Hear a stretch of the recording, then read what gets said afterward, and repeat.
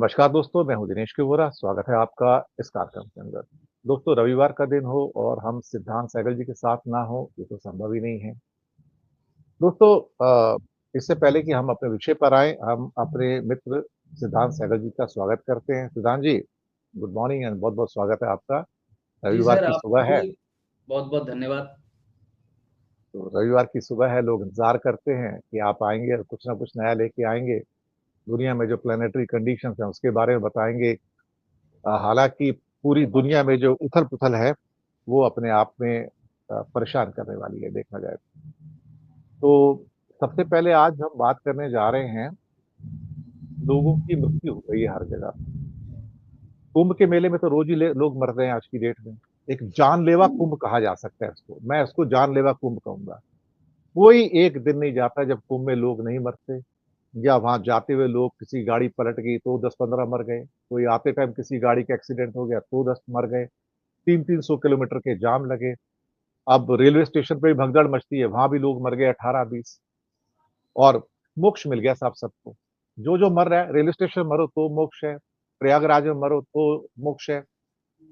कुंभ के मेले में जा रहे हो, कहीं 200 किलोमीटर दूर हो, वहां मर गए, एक्सीडेंट हो गया तो मोक्ष है। एक धार्मिक हिस्टीरिया, पागलपन पैदा किया गया इंडिया के अंदर।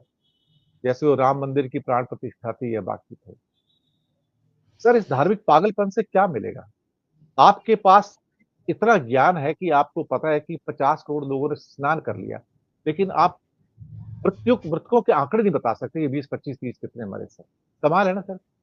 और कल रात भी इस खबर को छुपाने की पूरी कोशिश की गई प्रशासन के द्वारा, बीजेपी की केंद्र सरकार के द्वारा, एलजी के द्वारा, कि कुछ हुआ ही नहीं, कुछ हुआ ही नहीं। पहले तो रेलवे प्रशासन ने इनकार कर दिया क्योंकि भगदड़ मरी हुई है रेलवे स्टेशन पे। सर, ये कौन से सितारे हैं कि रोज मौतें हो रही हैं और ये सरकार को कोई फर्क नहीं पड़ता है? ये सरकार एक किस्म से संवेदनहीन सरकार है। और मौत एक कायरों की जैसे सरकार होती है उस ढंग से।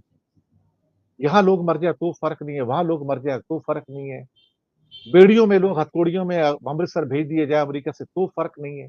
कोई अपमान ही नहीं सर। हमारे लोगों की कोई कीमत नहीं है, भारत के लोगों की कोई कीमत नहीं है। सर, पहले एक छोटी टिप्पणी इस पे लूंगा आपसे, फिर मैं अपने दूसरे विषय पर। सर नमस्कार आपको और हमारे दर्शकों को भी।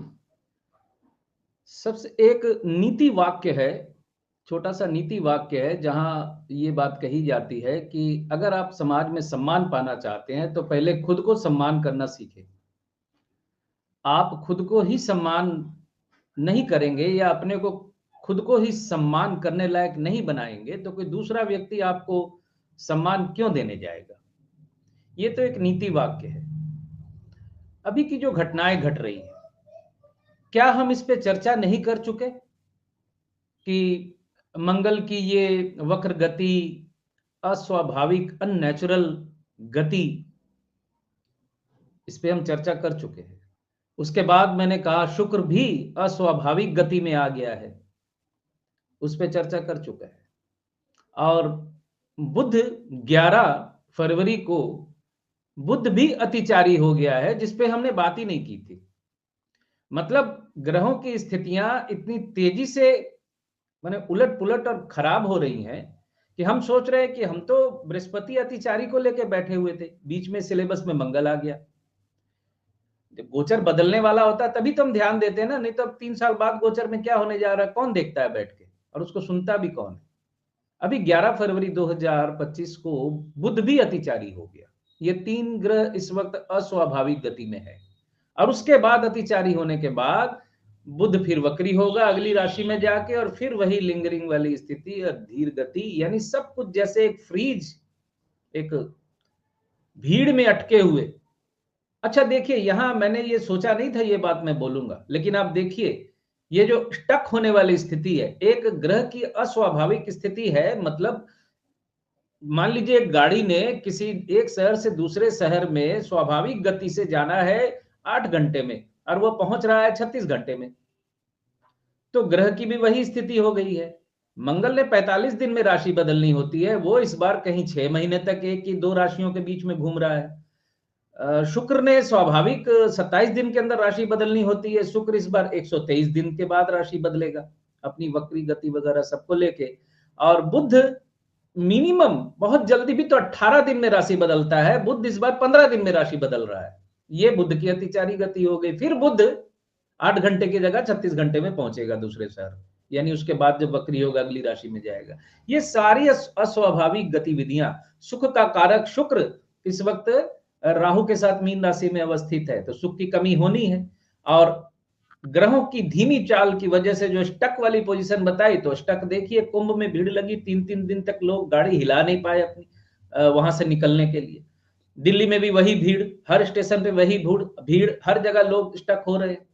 ये धीर गति का परिणाम ग्रहों का ये तो सामने दिख रहा है। और ग्रहों की अस्वाभाविक गति, मैंने एक थंबनेल से शायद वीडियो बनाया था, जब लॉस एंजलिस में आग लगी, तो मैंने एक थंबनेल देके वीडियो बनाया था कि तबाही अभी बाकी है।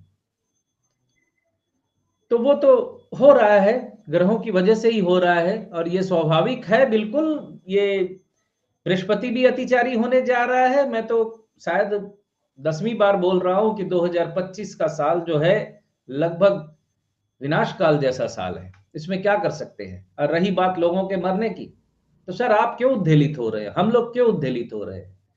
जो मर रहे हैं उसके परिवार वाले ही तो कह रहे हैं कि व्यवस्था सब ठीक थी। तो मैंने जो पहले नीति वाक्य जो सुनाया कि अगर हम खुद की इज्जत नहीं करेंगे तो हमारी दूसरा व्यक्ति क्यों इज्जत करेगा। जनता तो खुद की इज्जत नहीं कर रही है। जो व्यक्ति, मैं व्यक्तिगत कई लोगों से पूछा जो कुंभ से लौटे हैं, व्यक्तिगत रूप में मैंने पूछा कैसी स्थिति है, बहुत बढ़िया शानदार व्यवस्था है वहां पर। तो किस ग्रह के लोग हैं ये लोग? इतने लोग जो मर रहे हैं, ये साधारण व्यक्ति जो वहां से होके आया है और कह रहा है वहां बहुत शानदार व्यवस्था है, तो आप सरकार को क्यों दोष दे रहे हैं? इन लोगों का दोष क्यों नहीं है जो अपने ही भाई बंधुओं को मरते हुए देख के कुछ नहीं बोलते हैं? क्योंकि मैं बच गया, आप मरे, जग पर ले, मैं तो घर आ गया, बड़ी शानदार व्यवस्था थी। जबकि जिसने ये बात कही कि शानदार व्यवस्था है, वो 3 दिन तक अटका रहा था, उसकी बस छूट नहीं रही थी जैम की वजह से। ये शानदार व्यवस्था का नमूना है वह।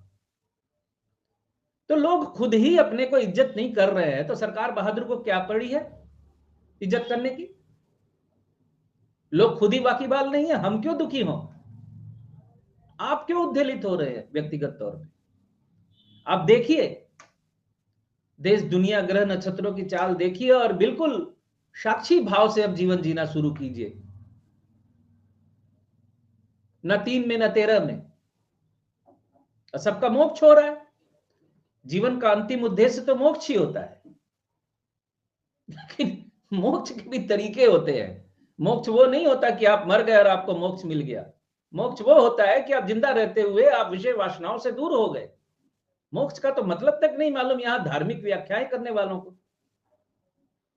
एक धार्मिक बाबा कहता है कि वहां जो मर गए उनको मोक्ष मिल गया, गंगा में जो मरते उनको मोक्ष मिलता है। और मैं आपको बताऊं बोहरा सर, ये नई बात नहीं है, ये भारतवर्ष की जनता के दिमाग में बैठी हुई बात है, सालों से है कि तीर्थ स्थलों पे मौत होती है तो सीधे स्वर्ग मिलता है। ये लोगों की अंदर की भावनाएं हैं। मोदी जी तो उस भावनाओं को दुह रहे हैं कामधेनु की गाय की तरह। मोदी जी का कोई दोष नहीं है, दोष इस देश की जनता का है जो खुद जागरूक नहीं होना चाहती। सरकार तो सरकार है, राज करने के लिए सरकार आती है, और कोई भी सरकार अपनी मर्जी से राजकाज छोड़ के जाती नहीं है। उसको राजकाज से हटाने के लिए विपरीत फोर्स को ताकत लगानी पड़ती है। आज तक कोई सरकार खुद नहीं गई कि हमने 15 साल राज कर लिया, अब हम विपक्ष को मौका देंगे। दुनिया की किसी सरकार ने ऐसा नहीं किया।